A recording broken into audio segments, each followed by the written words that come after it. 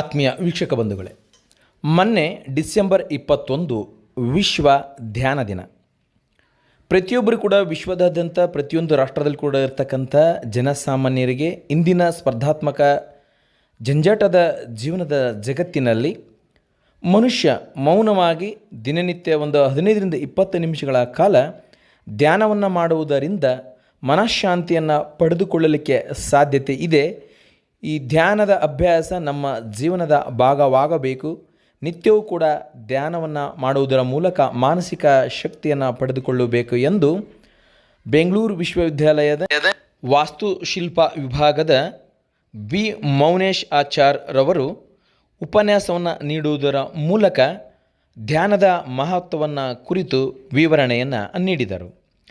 ಇದೇ ಸಂದರ್ಭದಲ್ಲಿ ಕಾರ್ಯನಿರತ ಪತ್ರಕರ್ತರ ಸಂಘದ ಅಧ್ಯಕ್ಷರಾದಂಥ MPM ಶಿವಪ್ರಕಾಶ್ ರವರು ಮಾತನಾಡಿ, ಮಾನವೀಯ ಮೌಲ್ಯಗಳು ಇಂದಿನ ದಿನಮಾನಗಳಲ್ಲಿ ಅಳಿದು ಹೋಗುವ ಅಂಚಿನಲ್ಲಿ ಮಾನವನ ಜೀವನ ತಲುಪುತ್ತಿದೆ. ಇಂತಹ ಸಂದರ್ಭದಲ್ಲಿ ಅನಿವಾರ್ಯವಾಗಿ ಯೋಗ ಧ್ಯಾನವನ್ನು ಅಭ್ಯಾಸ ಮಾಡುವುದರ ಮೂಲಕ ಮಾನವ ಆರೋಗ್ಯವನ್ನು ಪಡೆದುಕೊಳ್ಳಲಿಕ್ಕೆ ಸಾಧ್ಯ ಎಂದು ಹೇಳಿದರು. ಹಾಗೆಯೇ ನಾವೆಷ್ಟೇ ವೈಜ್ಞಾನಿಕವಾಗಿ ಅಭಿವೃದ್ಧಿಗೊಂಡದ್ದಾಗಿಯೂ ಕೂಡ ಮನುಷ್ಯ ಪ್ರಾಚೀನ ಕಾಲದ ಪದ್ಧತಿಗಳನ್ನು ಮತ್ತೆ ಮರಳಿ ಪಡೆಯುವುದರ ಮೂಲಕ ಆರೋಗ್ಯವನ್ನು ಹೊಂದಲಿಕ್ಕೆ ಹರಸಾಹಸ ಮಾಡಬೇಕಾಗಿದೆ.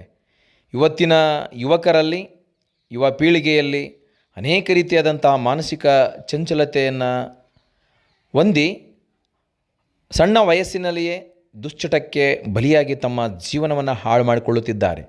ಇಂಥ ಸಂದರ್ಭದಲ್ಲಿ ಹರಿದಾಡುವಂಥ ಮನಸ್ಸನ್ನು ಒಂದು ಕಡೆಗೆ ಕೇಂದ್ರೀಕರಿಸಲು ಧ್ಯಾನದ ಅವಶ್ಯಕತೆ ಇದೆ ಎಂದು ಹೇಳಿದರು. ಈ ಒಂದು ಕಾರ್ಯಕ್ರಮವನ್ನು ಜ್ಯೋತಿ ಬೆಳಗಿಸುವುದರ ಮೂಲಕ ಉದ್ಘಾಟಿಸಿದ ಗವಿಮಠದ ಹಿರಿ ಶಾಂತಿವೀರ ಮಹಾಸ್ವಾಮಿಗಳು ಕಾರ್ಯಕ್ರಮವನ್ನು ಉದ್ಘಾಟಿಸಿ ಮಾತನಾಡಿ, ಇಂದಿನ ಪ್ರತಿಯೊಬ್ಬ ಜನಸಾಮಾನ್ಯರಿಗೂ ಕೂಡ ಮಾನಸಿಕ ನೆಮ್ಮದಿ ಅನ್ನುವಂಥದ್ದು ಬಹಳ ಅವಶ್ಯಕವಾಗಿ ಬೇಕಾಗಿದೆ. ಇಂತಹ ಮಾನಸಿಕ ಆರೋಗ್ಯವನ್ನು, ಚೈತನ್ಯಶೀಲತೆಯನ್ನು, ಆಧ್ಯಾತ್ಮದ ಗುಣಗಳನ್ನು ಸರ್ವವನ್ನು ಪಡೆಯಲಿಕ್ಕೆ ಅದು ಅಭೇದವಾಗಿರಬಹುದು, ಆದರೆ ಆತ್ಮ ಅದಕ್ಕಿಂತ ಬಲಯುತವಾಗಿ ನಮಗೆ ಲಭಿಸುತ್ತದೆ ಅಂತ ಹೇಳಿ ಇವತ್ತು ಆತ್ಮಶಕ್ತಿಯನ್ನ ಬಲಗೊಳಿಸಲಿಕ್ಕೆ ಈ ಒಂದು ಧ್ಯಾನ ದಿನ, ವಿಶ್ವ ಧ್ಯಾನ ದಿನ ಬಹಳ ಮುಖ್ಯವಾಗಿ ಬೇಕಾಗಿರುವಂಥದ್ದು. ನಮ್ಮ ಮಲ್ಲಿಗೆ ನಾಡಿನ ಪಿರಮಿಡ್ ಧ್ಯಾನ ಟ್ರಸ್ಟ್ ಪ್ರತಿನಿತ್ಯ ಬೆಳಗಿನ ಜಾವ 5 ಗಂಟೆಗೆ ಎಲ್ಲರನ್ನೂ ಕೂಡ ಎಬ್ಬಿಸಿ ಧ್ಯಾನವನ್ನು ಮಾಡಿಕೊಡುವುದರ ಮೂಲಕ ಅವರ ಮನಸ್ಸನ್ನ ಒಂದು ಕಡೆಗೆ ಕೇಂದ್ರೀಕರಣ ಮಾಡ್ತಾ ಇದೆ. ಆ ಮನಸ್ಥಿತಿಯನ್ನ ಗಟ್ಟಿಗೊಳಿಸಿಕೊಳ್ಳಿಕ್ಕೆ ಇವತ್ತಿನ ದಿನಮಾನದಲ್ಲಿ ನಾವು ಪ್ರತಿಯೊಂದು ಕ್ಷೇತ್ರದಲ್ಲಿ ಕೂಡ ಚಂಚಲಯುತವಾಗಿ ಕೆಲಸದ ಕಾರ್ಯಕ್ಕೆ ನಾವು ಹೋಗ್ತಾ ಇದ್ದೇವೆ. 1 ಗಂಟೆಗಳ ಕಾಲ ನಮ್ಮ ಆರೋಗ್ಯಕ್ಕಾಗಿ ಧ್ಯಾನವನ್ನು ಅಭ್ಯಾಸ ಮಾಡಿದ್ರೆ ನಮ್ಮ ಮನಸ್ಥಿತಿ ಅನ್ನುವಂಥದ್ದು ಒಂದು ಕಡೆ ಕೇಂದ್ರೀಕರಣ ಆಗುತ್ತೆ. ಆ ಮೂಲಕ ಅನೇಕ ಮನಸ್ಸಿಗೆ ಸಂಬಂಧಪಟ್ಟಂತ ರೋಗ ಅದು ದೂರ ಆಗುತ್ತೆ. ಅಂದ್ರೆ ಮಾನಸಿಕವಾಗಿ ನಾವು ಸದೃಢರಾಗ್ತೀವಿ. ಅನೇಕ ರೀತಿಯಾದಂತಹ ಒಂದು ಕಾಯಿಲೆಗಳು ಹುಟ್ಟುವುದೇ ಮೆಂಟಲ್ ಪ್ರೆಷರ್ ಇಂದ. ಆ ಮೆಂಟಲ್ ಪ್ರೆಷರ್ ನ ದೂರ ಮಾಡ್ಕೊಳ್ಳಿಕ್ಕೆ ಮುಖ್ಯವಾಗಿ ಬೇಕಾಗಿರುವಂಥದ್ದು ಈ ಒಂದು ಧ್ಯಾನದ ಒಂದು ದಾರಿ. ಹಾಗಾಗಿ ಇವತ್ತು ಧ್ಯಾನ ಅನ್ನುವಂಥದ್ದನ್ನ ಕಲಿಸಿಕೊಡ್ಲಿಕ್ಕೆ ನಮ್ಮ ಪಿರಮಿಡ್ ಧ್ಯಾನ ಟ್ರಸ್ಟ್ ಹಡಗಲಿನಲ್ಲಿ ಅದರ ಅಧ್ಯಕ್ಷರಾದಂತಹ ಪರಮೇಶ್ವರ್ ಅವರು ಇತರ ಎಲ್ಲ ಸದಸ್ಯರು ಕೂಡ ಉತ್ತಮ ರೀತಿಯ ಮನಸ್ಸಿನ ಸರ್ವ ರೋಗಗಳ ನಿವಾರಣೆಗೆ ಧ್ಯಾನ ಅವಶ್ಯಕವಾಗಿ ಪ್ರತಿಯೊಬ್ಬರಿಗೂ ಕೂಡ ಬೇಕು. ಆ ಮೂಲಕ ಆರೋಗ್ಯ ಚೈತನ್ಯತೆಯನ್ನು ಹೊಂದಲು ಇಂದಿನ ಸರ್ವರಾಗಿ ಕೂಡ ಯೋಗ ಮತ್ತು ಧ್ಯಾನದ ಪ್ರಾಣಾಯಾಮಗಳ ಅವಶ್ಯಕತೆ ಇದೆ ಎಂದು ಆಶೀರ್ವಚನ ನೀಡಿದರು. ಈ ಒಂದು ಸಂದರ್ಭದಲ್ಲಿ ಈ ಒಂದು ಕಾರ್ಯಕ್ರಮವನ್ನು ಆಯೋಜಿಸಿದ ಮಲ್ಲಿಗೆ ನಾಡಿನ ಪಿರಮಿಡ್ ಧ್ಯಾನ ಟ್ರಸ್ಟಿನ ಪರಮೇಶ್ವರಪ್ಪರವರು ಒಳ್ಳೆಯ ಸಾರ್ಥಕ ಕಾರ್ಯಕ್ರಮಗಳನ್ನು ಮಾಡೋದ್ರ ಮೂಲಕ ಪ್ರತಿ ತಿಂಗಳು ಶ್ರೀಮಠದಲ್ಲಿ ನಡೆಯುವ ಮಾಸಿಕ ಶಿವಾನುಭವ ಕಾರ್ಯಕ್ರಮದಲ್ಲಿ ಧ್ಯಾನವನ್ನು ಹೇಳಿಕೊಡುವುದರ ಮೂಲಕ ಒಳ್ಳೆಯ ಸಾರ್ಥಕ ಸೇವೆಯನ್ನು ಮಾಡುತ್ತಿದ್ದಾರೆ ಎಂದು ಶ್ಲಾಘಿಸಿದರು. ಇದೇ ಸಂದರ್ಭದಲ್ಲಿ ಮಲ್ಲಿಗೆ ಯೋಗ ಚಾರಿಟಬಲ್ ಟ್ರಸ್ಟಿನ ಪದಾಧಿಕಾರಿಗಳು, ಪತಂಜಲಿ ಯೋಗ ಟ್ರಸ್ಟಿನ ಪದಾಧಿಕಾರಿಗಳು, ಹಾಗೆಯೇ ಎಲ್ಲ ಯೋಗ ಬಂಧುಗಳು, ಮಲ್ಲಿಗೆ ನಾಡಿನ ಪಿರಮಿಡ್ ಧ್ಯಾನ ಟ್ರಸ್ಟಿನ ಎಲ್ಲ ಸದಸ್ಯರು ಕಾರ್ಯಕ್ರಮದಲ್ಲಿ ಉಪಸ್ಥಿತರಿದ್ದು ಈ ಒಂದು ಕಾರ್ಯಕ್ರಮವನ್ನು ಅತ್ಯಂತ ಯಶಸ್ವಿಯಾಗಿ ನೆರವೇರಿಸಿಕೊಟ್ಟರು. ನಂತರದಲ್ಲಿ ಭಾಗವಹಿಸಿದಂತಹ ಎಲ್ಲ ಯೋಗ ಬಂಧುಗಳಿಗೆ ಮಹಾಪ್ರಸಾದದ ವ್ಯವಸ್ಥೆಯನ್ನು ಏರ್ಪಡಿಸಲಾಗಿತ್ತು. ಹಾಗಾಗಿ ಈ ಮನಸ್ಸನ್ನ ಮಹಾತ್ಮರು ಎದಕ್ಕೆ ಹೋಲಿಸಿದ್ರು ಅಂತಂದ್ರೆ ಗಟ್ಟಿಗೊಳಿಸಬೇಕು ಅನ್ನುವಂಥದ್ದು ದೃಷ್ಟಿಯಿಂದ ಇದನ್ನ ಚಂಚಲತೆಗೆ ಹೋಲಿಸ್ತಾರೆ. ಹಾಗಾಗಿ ಆ ಚಂಚಲತೆಯ ಸ್ವಭಾವ ಅನ್ನುವಂಥದ್ದು ಹೋಗ್ಬೇಕು ಅಂತಂದ್ರೆ ನಮ್ಮಲ್ಲಿ ಈ ತರದ ಶಿವಭಾವ ಅನ್ನುವಂಥ ಜ್ಞಾನದ ಕಿರಣಗಳು ಅಳವಡಿಸಿಕೊಳ್ಬೇಕು ಅನ್ನುವಂಥ ಉದ್ದೇಶದಿಂದ ಇವತ್ತು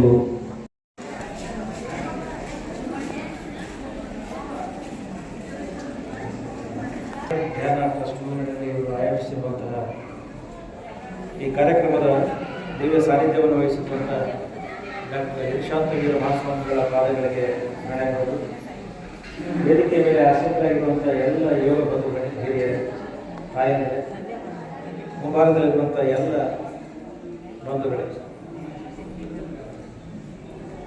ಈ ಜಗತ್ತು ಈಗಾಗಲೇ ಭಾಳಷ್ಟು ವೈಜ್ಞಾನಿಕ ಸಾಧನೆಗಳನ್ನು ಮಾಡಿ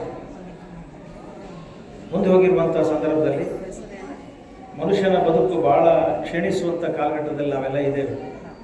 ನಂಬಿಕೆಗಳು ಕಡಿಮೆಯಾಗಿ ಅಪನಂಬಿಕೆಗಳಿರುವಂಥ ಸಂದರ್ಭದಲ್ಲಿ ಏನೆಲ್ಲ ಕಂಡು ಹಿಡಿದಿದ್ದೇವೆ, ಇಮೇಲ್ ಇದೆ, ಫ್ಯಾಕ್ಸ್ ಇದೆ, ಮೊಬೈಲ್ ಇದೆ, ಮಂಗಳದ ಅಂಗಳದಲ್ಲಿ ಹೋಗಿ ಸೈಟನ್ನು ಖರೀದಿ ಮಾಡುವಷ್ಟು ಮಟ್ಟಕ್ಕೆ ಮನುಷ್ಯ ಇವತ್ತು ಮುಂದೆ ಹೋಗಿದ್ದಾನೆ. ಆದರೆ ನಮ್ಮಲ್ಲಿರುವಂತಹ ಸಂಬಂಧಗಳು, ಹಳೆಯ ಸಂಬಂಧಗಳ ಕೊಂಡಿ ಕಳಚುವಂಥ ಕಾಲಘಟ್ಟದಲ್ಲಿ ಜೀವವನ್ನು ಉಳಿಸಿಕೊಳ್ಳುವಂಥದ್ದು, ಅಪಾಯ ಮಟ್ಟದ ಆಹಾರ ಪದ್ಧತಿಯಲ್ಲಿ, ಸಾಮಾಜಿಕ ಅಪಮೌಲ್ಯಗಳ ಕಾಲಘಟ್ಟದಲ್ಲಿ ನಾವೆಲ್ಲರೂ ಇವತ್ತು ಬದುಕ್ತಾ ಇದ್ದೇವೆ. ಹಿರಿಯರಿಗೆಲ್ಲರೂ ಕೂಡ ಈ ಬಗ್ಗೆ ಮಾಹಿತಿ ಇದೆ. ಆದರೆ ಬದುಕನ್ನು ಹೇಗೆ ಕಟ್ಕೋಬೇಕು, ಒತ್ತಡಗಳು ನಾವು ಬೇಡ ಅಂದರೂ ಕೂಡ ಒತ್ತಡಗಳು ಬರುವಂಥ ಸಂದರ್ಭದಲ್ಲಿ ಬೇರೆ ಯಾರಾದರೂ ಬಂದು ಒತ್ತಡವನ್ನು ತರುವಂಥ ನಮ್ಮೆಲ್ಲರ ಗುರುವು ಮತ್ತು ಬ್ರಹ್ಮ ಋಷಿ ಯೋಗ ಪಿತಾಮಹ ಪತ್ರಿಜಿಯವರ ಮಾರ್ಗದರ್ಶನದಲ್ಲಿ ಆಶೀರ್ವಾದ ಮೇರೆಗೆ ನಡೀತಾ ಇದೆ. ಹಾಗೆ ಇಲ್ಲಿ ನಡೀತಾ ಇರುವಂಥ ಪ್ರತಿಯೊಂದು ಕಾರ್ಯವನ್ನು ಸಹ ಅವರ ಗುರುಗಳ ಆಶೀರ್ವಾದ ಮೇರೆಗೆ ನಡೀತಾ ಇದೆ.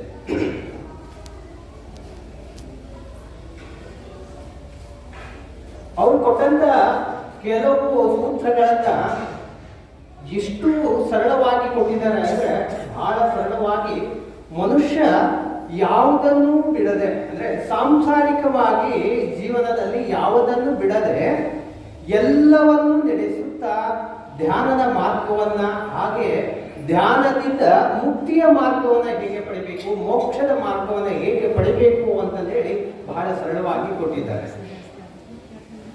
ಇಂಥ ಧ್ಯಾನದ ಬಗ್ಗೆ ನನಗೆ ಸ್ವಲ್ಪ ಮಾತಾಡಲಿಕ್ಕೆ ಕೊಟ್ಟಿದ್ದಾರೆ.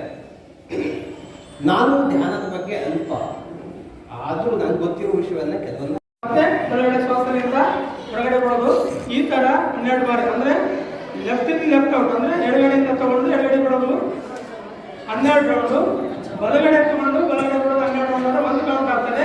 ಈ ರೀತಿ 3 ಕೌಂಟ್ ಮಾಡಿದ್ರೆ, ಈ ರೀತಿ 3 ಕೌಂಟ್ ಮಾಡಿದ್ರೆ 12 36, ಅಂದ್ರೆ ನಮ್ಮ ದೇಹದಲ್ಲಿರ್ತಕ್ಕಂಥ 72,000 ನರನಾಡಿಗಳಿರಲ್ಲ, ಆ ನರನಾಡಿಗಳಿಗೆ ಶುದ್ಧೀಕರಣ ಆಗಕ್ಕೆ ಇದು ಮೂಲ ಕಾರಣ. ಇದನ್ನ ನಾನು ಪ್ರಾಕ್ಟಿಕಲ್ ಮಾಡಿದ್ರೆ ನಿಮ್ಗೆ ಹೇಳ್ತಾ ಇರೋದು, ಯಾವುದೇ ರೀತಿಯ ಸಮಸ್ಯೆ ಇದ್ರೆ ಕ್ಲಿಯರ್ ಆಗ್ತದೆ. ಹಾಗಾಗಿ ಪ್ರತಿ ಒಂದು ಕ್ಷಣ ನೀವು ಗಮನ ಕೇಳಿ, ಊಟ ಮಾಡೋದಕ್ಕಿಂತ ಮುಂಚಿತವಾಗಿ ಮಾಡಬೇಕು. ಆಮೇಲೆ ಊಟ ಮಾಡಿದ ಕೇಳಿ ಒಂದು 3 ತಾಸು ಬಿಟ್ಟು, ಊಟ ಆದ ನಂತರ 3 ತಾಸು ಬಿಟ್ಟು ಮಾಡಬೇಕು. ಅವಕಾಶಕ್ಕಾಗಿ ಧನ್ಯವಾದಗಳು. Thank you. ಸಮಯ ಅಭಾವ. 45 ನಿಮಿಷ ನಿದ್ದೆ ಮಾಡಬೇಕು. ಒಂದು ದಿವಸಕ್ಕೆ 12 ನಿಮಿಷ ಅಥವಾ 10 ನಿಮಿಷ 15 ನಿಮಿಷ, ಹಂಗೆ ಒಂದು ವಾರದೊಳಗೆ 1 ತಾಸು ಕೂಡ ಮಲಗಲ್ಲ. ನಾವು 1 ತಾಸು ಕೂಡ ಹಿಂಗೆ ಮಲಗಲ್ಲ ಒಂದು ವಾರ. ಅಂದ್ರೆ ಬೆಳಿಗ್ಗೆಯಿಂದ ಸಾಯಂಕಾಲ ಕೆಲಸ ಮಾಡ್ತೀವಿ, ಅದ್ರ ಜೊತೆಗೆ ನಾವು ಧ್ಯಾನ ಮಾಡ್ತೀವಿ. ಬೆಳಿಗ್ಗೆವರೆಗೆ ಧ್ಯಾನ ಮಾಡ್ತೀವಿ, ಧ್ಯಾನ ಸ್ಥಿತಿಯೊಳಗೆ ಕುಂತಿರ್ತೀವಿ. ಅದರೊಳಗೆ ಧ್ಯಾನದೊಳಗೆ ನಿದ್ರೆ ಆಗ್ತದೆ. ಮಲಗಬೇಕಂತ ಅವಶ್ಯಕತೆ ಇಲ್ಲ, ದೇಹ ಮಲಗಬೇಕಂತ ಅವಶ್ಯಕತೆ ಇಲ್ಲ. ಆತ್ಮಸ್ಥಿತಿ ಹೊಂದಿದ್ರೆ ಎಲ್ಲ ಸರಿ ಆಗ್ತದೆ. ಸಮಯ ಅಭಾವ ಇದೆ. ಎಲ್ಲರಿಗೂ